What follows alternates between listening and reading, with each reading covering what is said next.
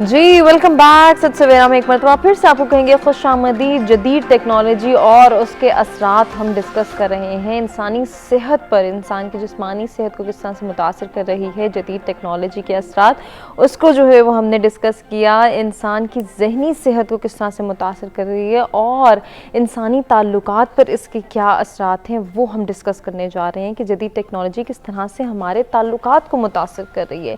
आज हम ये देखते हैं कि हमारे बच्चे और हम खुद जो हैं वो टेक्नोलॉजी में इतना ज़्यादा खो गए हैं, इसके ज़ेरे असर आ चुके हैं कि हम एक दूसरे को भी इम्पोर्टेंस नहीं देते। हम जो है वो फ़िज़िकल इंटरेक्शन को इम्पोर्टेंस नहीं देते।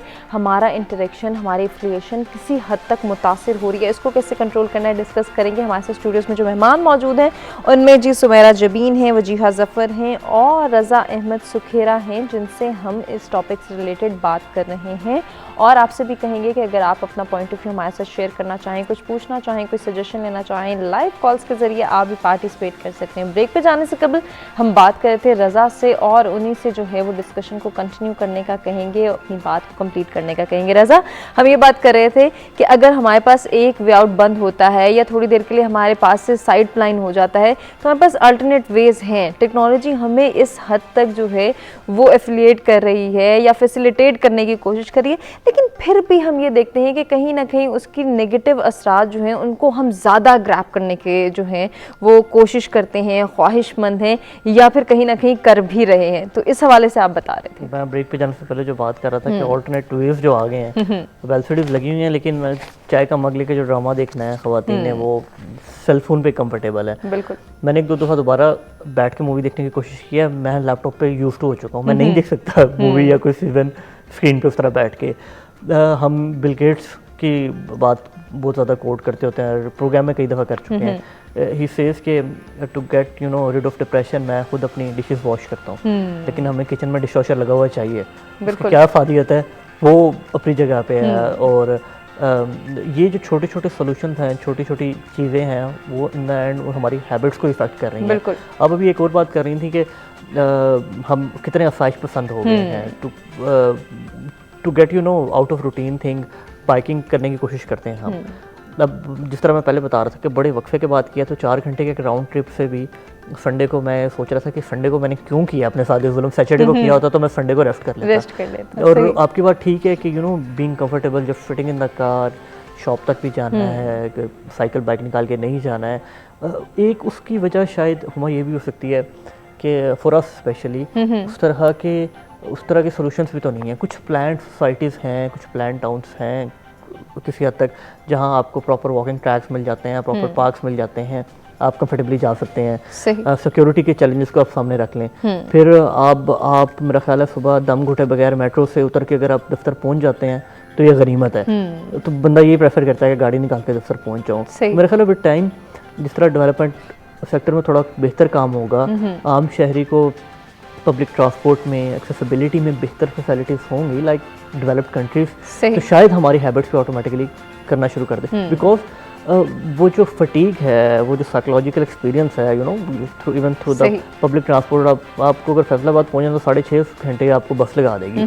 घर से अगर आप गाड़ी से निकले तो 3.25 घंटे में आपके नाल रोड पे चढ़ देंगे। These are the little things which do matter in overall habits. Obviously we are looking for the shortcuts, हम देखना चाह रहे हैं, लेकिन हमारे पास ऑल्टरनेट बेटर सोल्यूशंस इस तरह से नहीं है, खासतौर पर डेवलपमेंट सेक्टर्स में। सही। और इसके अलावा भी टेक्नोलॉजिकली अगर हम देखें, कम्युनिकेशन का पर्सपेक्टिव बहुत हद तक है। और मेरे ख्याल में बहुत ज़्यादा हम नेगेटिव बात करते हैं, लेकिन उसकी पॉजिटिव साइड है कि सुबह शाम मेरी बहन बर्मिंघम में रहती है तो वालदा उसका पता ले लेती हैं, तो she is a comfortable mother now as compare to जो पुराने ज़माने में ख़वातीन थीं जो जिनके सिर्फ तार जाते होते थे, या इवन के 80s या 90s में एक इतनी एक्सपेंसिव टेलीफोन लैंडलाइन कॉल्स जो सी हैं वो एक आपका ज़रिया बनती थी। लेकिन अब मेरी भांजी मुझे कॉल कर लेती है, उसके कारी साहब की जब टाइम ख़त्म होता है स्काइप का, तो उसकी अगली कॉल मुझे होती है। तो मैं हमेशा रेडियो स्टूडियो में बैठा हूँ, ऑफिस में बैठा हूँ, शील just say high to me, और मैं भी थोड़ा कंफर्टेबल हो जाता हूँ कि सब ठीक है, एवरीथिंग इज फाइन। ये पॉजिटिव साइड्स भी हैं, बिल्कुल है। So again in the end आप पे, हमारे पे डिपेंड करता है कि इसका जो मिक्स हमने लेना है, इसकी नेगेटिव पॉजिटिव साइड का मिक्स लेके अपने ऊपर अप्लाई करना है, और हमने इसके अंदर से किस तरह बैलेंस निकला है। मेरे ख्याल उसके लिए एफर्ट बहुत ज़्यादा चाहिए, बिल्कुल थॉट प्रोसेस बहुत चाहिए, ज़्यादा अपने चाहिए। माइंडसेट को चेंज करने की ज़रूरत है, एफर्ट करने की ज़रूरत है और साथ ही साथ इन इम्पैक्ट्स को पॉजिटिव वे में जो है अपने ऊपर लाने की या हावी करने की ज़रूरत है। अब ये किस तरह से हम कर सकते हैं, इस पर हम मज़ीद भी बात करेंगे। हमारी टीम ने आज के टॉपिक से रिलेटेड एक रिपोर्ट भी तैयार किया, ये रिपोर्ट देखते हैं, उसके बाद गुफ्तगू के सिलसिले को आगे बढ़ाएंगे।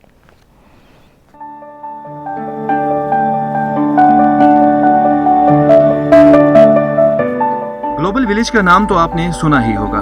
ये कोई अफसानवी बात नहीं बल्कि हकीकत है। आज जदीद टेक्नोलॉजी ने सचमुच में हमारी इस दुनिया को गांव में बदल दिया है। माजी की मुश्किलात अब जदीद टेक्नोलॉजी की बदौलत काफी हद तक सहल नजर आती है। लेकिन अगर हम इंसान के माजी पर नजर दौड़ाएं तो हम देखते हैं कि इस दौर को गुजरे भी ज्यादा अरसा नहीं हुआ जब इंसानी जिंदगी सादा और कठिन थी। वसाइल नकलो हमल के हों या मसाइल मवासलात के, इंसान ने अपनी सूझबूझ और सोच विचार से इन मसाइल से निकलने का रास्ता निकाला और ऐसी ऐसी इजादात की कि अकल दंग रह जाए, और इन इजादात को टेक्नोलॉजी का नाम दिया। इसी टेक्नोलॉजी की बदौलत दुनिया और माफिया से बेखबर इंसान का माजी आज सहूलियात की बदौलत दुनिया भर की खबरों से महज एक बटन के दबाव पर मुनासर है। पहले जिस काम के अंजाम देने के लिए दसियों अफराद दरकार थे, अब एक जदीद मशीन इन सब से बेहतर अंदाज में इस काम को अंजाम दे रही है। इसी जदीद टेक्नोलॉजी की बदौलत दिनों का सफर चंद घंटों पर मुहित, जबकि टेलीफोन और मोबाइल के फुकदान के बायस अपने अजीजों से सालों बेखबर लोग अब पल पल अपने प्यारों से बाखबर हैं। अगरचे जदीद टेक्नोलॉजी की बदौलत इंसान बेशुमार फवायद हासिल कर रहा है, जैसा कि इन इजादात को इंसानियत की खिदमत और मदद के लिए ही बनाया गया है, मगर बहैसियत इंसान, बहैसियत मुआशरती जुज़ इस जिद्दत के नुकसानात से भी इनकार नहीं किया जा सकता। मौजूदा ज़माने में जहाँ जदीद टेक्नोलॉजी तरक्की कर रही है, वहीं इंसानी मुआशरत और तहजीब का अरूज तनाजुली का शिकार दिखाई देता है। जहाँ जदीद टेक्नोलॉजी ने मुख्तलिफ मसाइल को हल और फासलों को कुर्बत का एहसास बख्शा है, वहीं बदकिस्मती से इंसानी अखलाक, एतकाद, मुआशरत, खानदान, फिक्र और तरबियत को जवाल की तरफ भी धकेला है, जिसकी वजह से दौरे जदीद का जिद्दत पसंद इंसान इंसानियत से निकलकर मशीन का रूप धारता नजर आ रहा है। इंसानियत की जगह मादियत, शराफत और दयानत की जगह खयानत, जबकि मोहब्बत की जगह नफरत अपना घर बसाती जा रही है। ताहम बगौर जायजा लेने पर हम देखते हैं कि इन तमाम नुकसानात की बुनियादी वजह भी इंसान की अपनी ही सोच और सहल पसंदी है। ये इंसान की सोच ही है जिसने टेक्नोलॉजी के सही और गलत इस्तेमाल के फर्क को बिल्कुल मिटा कर रख दिया है।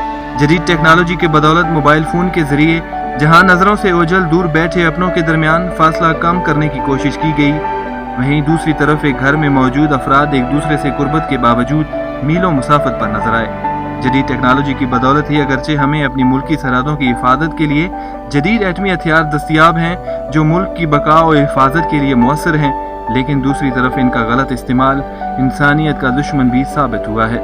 आज का नौजवान अगरचे इंटरनेट जैसी टेक्नोलॉजी से मुस्तफीद हो रहा है, मगर यही टेक्नोलॉजी इसके वक्त के ज़िया का सबब भी रही है।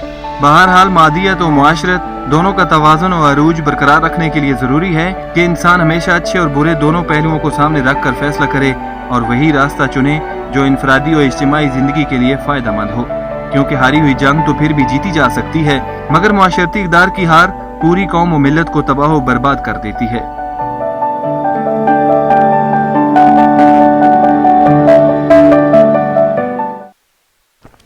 जी, जदीद टेक्नोलॉजी और इसके असरात के हवाले से हमने रिपोर्ट देखी, इंसानी सेहत पर इसके असरात, इंसानी ताल्लुकात को किस तरह से मुतासर कर रहे हैं। और लॉकडाउन पीरियड की जब हम बात करते हैं तो लॉकडाउन में किस तरह से हम जो है वो जदीद टेक्नोलॉजी के ज़रिए अपनी ज़िंदगी को रवां दवां रखने की कोशिश कर रहे हैं, अपनी स्टेबिलिटी की कोशिश कर रहे हैं और सर्वाइवल की जानिब जब हम जा रहे हैं तो वहाँ पर भी जदीद टेक्नोलॉजी के आलात ही हैं जो कि हमें हेल्प आउट कर रहे हैं। लेकिन इनकी यूटिलाइजेशन को हमने किस तरह से बैलेंस्ड वे में जो है वो समझना है, अपनी सोच को कैसे बैलेंस करना है, ये काम है जो कि हमारे कंट्रोल में करने का है, जिसको हमने कंट्रोल करना है। ये आलात जिनको हमने कंट्रोल करना था, अनफॉर्चुनेटली कहीं ना कहीं हम ये देखते हैं कि वो हमें कंट्रोल कर रहे हैं। ऐसा क्यों हो रहा है, इसमें हमारी सोच का अमल दखल क्या है, इस पर अब जो है वो हम डिस्कशन करेंगे। सुमेरा, जैसे कि बात हो रही थी ब्रेक पे जाने से कबल भी और अभी रज़ा से भी बात हुई थी, तो हम देखते हैं कि असरात जितना हम महसूस कर रहे हैं इससे बहुत ज़्यादा हैं और ये बढ़ते चले जा रहे हैं। इनको कहीं ना कहीं हमने कंट्रोल करना है। हम आजकल देखते हैं, जैसे कि रज़ा ने कहा कि अगर स्टेट हमें फैसिलिटेट करे तो शायद हम जो है वो जदीद टेक्नोलॉजी से उस तरह से मुतासिर ना हों, या फिर हम सिर्फ अपने अंदर ही जो है अपनी दुनिया के अंदर ही ना खोए रहें, बल्कि हम थोड़ा सा बाहर निकलें, थोड़ी सी मेहनत की आदत करें, थोड़ा सा सहल पसंदी को छोड़ दें। लेकिन मुझे ये लगता है कि शायद हमारी मटेरियलिस्टिक अप्रोच इतनी ज़्यादा बढ़ गई है कि अगर स्टेट फैसिलिटेट करती भी है तो भी वहाँ हमारी प्रेफरेंस ये होगी कि नहीं, मैं क्यों जो है वो पब्लिक ट्रांसपोर्ट यूज़ करूं, मैं तो अपनी गाड़ी पे जाऊंगा ताकि 10 लोग देख सकें कि मेरे पास फ़लाँ ब्रांड की फ़लाँ गाड़ी है और मैं इसको यूटिलाइज़ कर रहा हूँ, मेरे घर में इलेक्ट्रॉनिक मशीनरी है और सारी ऑटोमेटिक मशीनरी मैं यूज़ करता हूँ। तो चलो ठीक है, मुझे जो है वो लोग जो है वो वैलिडेट करेंगे, या मुझे जो है मेरी वाह वाह होगी, मेरी जो है वो लोग कहेंगे कि अच्छा ये तो इतनी इसकी अफोर्डेबिलिटी है, इसके घर में फ़लाँ मशीन है, इसके पास फ़लाँ ब्रांड का मोबाइल है, इसके पास फ़लाँ लैपटॉप है। ये जो हम एक्सटर्नल वैलिडेशन के चक्कर में आ गए हैं, मुझे लगता है कि शायद टेक्नोलॉजी ने इसलिए हमें कंट्रोल करना शुरू कर दिया, इसलिए हम पे हावी हो गई है। हुमा, बात यह है कि स्टेट अगर कुछ चीज़ों को कंट्रोल भी कर सकती है। अगर मैं स्टेट की बात करूं तो स्टेट को ऐसी वेबसाइट्स को बैन कर देना चाहिए जिसमें कुछ ऐसा प्रोडक्ट है जो कि हमारी यूथ के लिए डेंजरस हो सकता है। ये वो काम कर सकते हैं। लेकिन इंडिविजुअल बेस के ऊपर मैं कहती हूँ पेरेंट्स की भी रिस्पॉन्सिबिलिटी है सही कि वो अपने बच्चों के ऊपर चेक एंड बैलेंस रखे कि वो क्या चीज़ देख रहे हैं, क्योंकि अल्टीमेटली उनकी उससे थिंकिंग डेवलप होगी जो कि आपके एक्शंस को डायरेक्ट करेगी। ये पेरेंट्स की जिम्मेदारी है। थर्ड, कुछ हमारी अपनी भी जिम्मेदारी है कि हम अपनी सोच कैसी रखते हैं, हम इसको कंस्ट्रक्टिव यूज़ कर सकते हैं या डिस्ट्रक्टिव वे में यूज़ कर सकते हैं। जैसा कि मैंने कहा कि मैंने जो एनालिसिस किया, हमने सिर्फ इसको व्हाट्सएप, फेसबुक, ट्विटर, बस इस हद तक हमने लिमिटेड रखा हुआ है टेक्नोलॉजी को। हालांकि अगर हम इस अपने बॉक्स से बाहर आए तो हम देखेंगे कि टेक्नोलॉजी ने हमें बहुत ज़्यादा फैसिलिटेट किया, और स्पेसिफिकली इस टाइम पे सही technology is the only source कि जिससे हम कनेक्ट भी रह सकते हैं। किसके साथ कनेक्ट रह सकते हैं? हम अपने रिलेटिव्स के साथ, हम अपने फ्रेंड्स के साथ, इवन हम अपने स्टूडेंट्स के साथ भी इंटैक्ट रह सकते हैं। बीइंग अ लेक्चरर, मैंने ये चीज़ एनालाइज की कि ये हर सिचुएशन जो होती है हुमा, वो आपको एक लेसन देती है। As a lecturer, as a teacher, मैंने ये चीज़ रियलाइज़ की कि इसने हमें एक आप कहें कि एक नई डायमेंशन से इंट्रोड्यूस करवा दिया। हम लोग सिर्फ ट्रेडिशनल वे की तरफ सोच रहे थे, लाइक फेस टू फेस, बस एक उसी के ऊपर, उसके बाद दुनिया ख़त्म हो जाती है। लेकिन अभी कुछ बाहर निकल के हमने सोचना शुरू किया कि डेफिनेटली हम अपनी यूथ को स्पॉइल नहीं कर सकते, और ये वैल्यूएबल टाइम हम जो है उसको लूज नहीं कर सकते। तो वो कौन से सोर्सेज हो सकते हैं जिससे हम अपने स्टूडेंट्स को इंटैक्ट रख सकते हैं। इवन कि अब तो गवर्नमेंट यूनिवर्सिटीज भी ऑनलाइन की तरफ ट्रांजिट कर रही हैं। बिल्कुल ऐसे ही उनका भी माइंड जो है वो शिफ्ट हो गया। तो हम इस टेक्नोलॉजी से ही जो है हम अपने स्टूडेंट्स के साथ इंटैक्ट हैं। जहाँ पे स्टूडेंट्स की बात है, यहाँ पे भी दो कैटेगरी आ जाती है। एक तो वो स्टूडेंट्स हैं कि जिनके पास गैजेट है, फुल फैसिलिटीज़ हैं, और सेकंड एक माइंडसेट भी है, सही, वो इस चीज़ से फ़ायदा उठा रहे हैं। और अगर हम दूसरी साइड पर देखें तो वहाँ पर ऐसे स्टूडेंट्स हैं कि जिनके पास गैजेट्स तो हैं लेकिन वो mentally they are not prepare. वो इस चीज़ को बहुत मजाक में लेते हैं। बिल्कुल। रीज़न क्या है उसका हुमा, के उन बच्चों को अभी तक टाइम की इम्पोर्टेंस का आइडिया ही नहीं है। उनको यही नहीं पता कि हमारा फ्यूचर हमारे लिए कितना इम्पोर्टेंट है। बिल्कुल। अब यहाँ पर पेरेंट्स का भी रोल है और टीचर्स का भी रोल है। अगर स्टूडेंट ऐसा नहीं है उसकी अप्रोच, तो आप ये एकदम से आप वो नहीं है कि आप मैजिक करेंगे उसकी थिंकिंग चेंज हो जाएगी। ये स्लो एंड स्टडी प्रोसेस है जिसमें जो है वो आपकी फैमिली, आपका इन्वायरमेंट भी बहुत ज़्यादा रोल प्ले करता है। जो मैंने देखा कि हमने ऑनलाइन टीचिंग की तरफ जो ट्रांजिट किया, उसमें एक जो बहुत बड़ा प्रॉब्लम आया, चैलेंज था, वो ये था कि स्टूडेंट्स बिल्कुल इसको एक्सेप्ट ही नहीं कर पा रहे थे। सीरियस ही नहीं थे। पहले तो वो ये कह रहे थे कि भाई ये कुछ भी नहीं है, पढ़ाते ही नहीं है हमें, हमारा टाइम वेस्ट हो रहा है। वो बिल्कुल जैसे नॉन सीरियस एटीट्यूड के साथ वहाँ पर है। अगर आपके माइंड पहले से ही है कि मैंने ये काम नहीं करना, आप नहीं कर सकते। First of all you need to develop your mindset. तो आपने वो माइंडसेट बनाना है। दूसरा एक प्रॉब्लम ये भी आया हुमा के जो टीचर्स थे उनको भी कुछ गैजेट को यूज़ करना नहीं आता था। वहाँ जब क्लास चल रही है तो उसमें कहाँ से म्यूट करना है, कौन सा जो है हमने कौन सा ऑप्शन जो है वो सेलेक्ट करना है, किस तरीके से स्क्रीन शेयर करनी है, तो टीचर्स के लिए भी एक बहुत बड़ा चैलेंज था। लेकिन अब चैलेंज तो है, situation is there, we need to handle the situation बिल्कुल because we don't have any other option। और ये आपकी पर्सनैलिटी की भी ग्रूमिंग है और सेल्फ एक्चुअलाइजेशन भी है कि we are learning something new, हम नई चीज़ें सीख रहे हैं।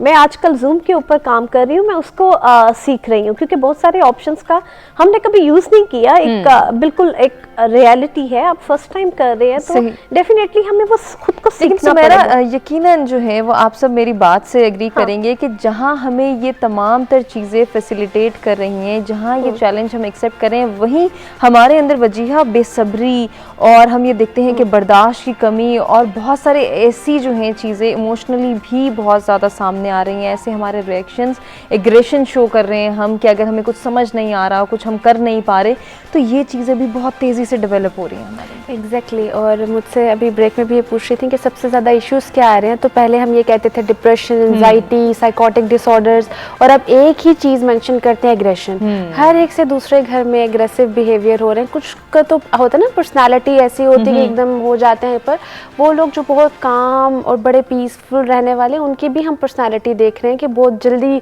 एग्रेशन आ जाना, एग्रेसिव हो जाना, बात को ना कम्युनिकेट कर पाना। और बच्चों के इतने केसेस एग्रेशन के आए हैं 3 साल से लेकर वो फिर आगे 4, 5, 6 ईयर्स की एज की बात करें तो 3 साल से 2.5 साल के बच्चों के भी इवन क्या आप हैरान होंगी, एक बच्ची 2.5 साल की जो बेचारी छोटी सी है, उसकी मदर परेशान थी कि इसका गुस्सा ही नहीं खत्म। वो एक बेटी, पहली बेटी, तो वो तो वैसे ही आपको पता है कि एक बहुत बड़ी बला लगती है गुस्सा भी, कि इतनी छोटे बच्चों को कैसे हैंडल करें। तो एग्रेशन इसलिए भी हो रहा है क्योंकि देखिए ये जो कोविड की सिचुएशन है उसमें हमारे अंदर फ्रस्ट्रेशन आ चुके हैं। बिल्कुल हमें एक्सेप्टेंस के बाद हमें ना वे आउट उस तरह से नहीं मिल रहा। अगर कुछ लोग जॉब पे भी जा रहे हैं तो जितनी एहतियात हमें करनी है, जितनी चीज़ों को हमें ऑब्जर्व करना है, फिर हम टीवी पे हम नंबर्स को देख रहे होते हैं, टीवी पे नंबर्स दिन ब दिन ऊपर ही जा रहे होते हैं, तो वो भी हमारे अंदर जो है बड़ा ज़्यादा एक एग्रेशन की, फ्रस्ट्रेशन की जो सिचुएशन लाता है। इसके अलावा ना हमें अगर चीज़ों के सॉल्यूशंस मिलना शुरू हो जाए ना कि इतने टाइम तक हमने रहना है घर में, उसके बाद से हालात बेहतर होंगे, वो भी हमें कुछ समझ नहीं आ रहा। तो जब आपको कोई फिक्स्ड किस्म की आपको सिचुएशन नहीं कहीं जाती हुई नज़र आती, तो आप फिर अपने आप को नहीं काबू कर पाते, अपने बिहेवियर्स को नहीं कंट्रोल कर पाते। और भी बहुत सारे ट्रिगर्स हैं एग्रेशन के ऊपर। अगर आपने बात की है तो बीइंग अ मेंटल प्रैक्टिशनर मैं एक चीज़ ज़रूर कहना चाहूँगी कि इस सूरत हाल में एग्रेशन सामने आने की मेन वजह ये है कि हमारे बहुत सारे इश्यूज जो थे वो डेप्थ में होते हैं जब हम बिजी होते हैं, हमारी एक लाइफ होती है, बिजी होते हैं, हमारे बहुत सारे ट्रिगर्स होते हैं जो हमें नहीं पता होते, जो एक्टिवेट हो रहे होते हैं, लेकिन हम काम करके, दोस्तों से बातचीत करके वो हमारी जो एनर्जी है वो निकल रही होती है। लेकिन अभी क्योंकि हम घर बैठे हैं तो वो हमारी एनर्जी कहीं निकल नहीं रही। तो इसके लिए एक तो मैं कुछ टिप्स ये ज़रूर कहती हूँ कि meditation, physical exercise, deep breathing exercise बहुत हेल्प आउट करती है। इसके अलावा आप अपने इमोशंस को लिखें या किसी से बात कर लें, वो रेदर देन के गुस्सा करके आप कहीं और निकालें, आपको जो मसला चल रहा है वो, अच्छा कुछ लोग ये कहते हैं समझ नहीं आ रहा गुस्सा क्यों आ रहा है, उसमें ट्रिगर्स होते हैं, उसमें कहीं ना कहीं आपका बिहेवियर एक्टिवेट जो हो रहा होता है, डीप डाउन कोई इशू चल रहा होता है। अगर ये सेवेरिटी की तरफ जा रहा है तो डेफिनेटली आप प्रोफेशनल की हेल्प लें, आप प्रोफेशनल से करें, क्योंकि अक्सर लोग कहते हैं पागल तो नहीं है जो जाएं, तो आपकी अगर इतनी सेवेरिटी की तरफ चीज़ जा रही है तो ज़रूरी है पागल ही होके किसी प्रोफेशनल के पास। हम आपसे जानेंगे वजीहा कि आप किस तरह से ऐसे लोगों को हेल्प आउट करते हैं, कौन सी थेरेपीज जो हैं वो सजेस्ट की जाती हैं, किस तरह से ट्रीट किया जाता है। एक ब्रेक की जाने बढ़े, ब्रेक से वापस आते हैं, डिस्कशन को कंटिन्यू करते हैं।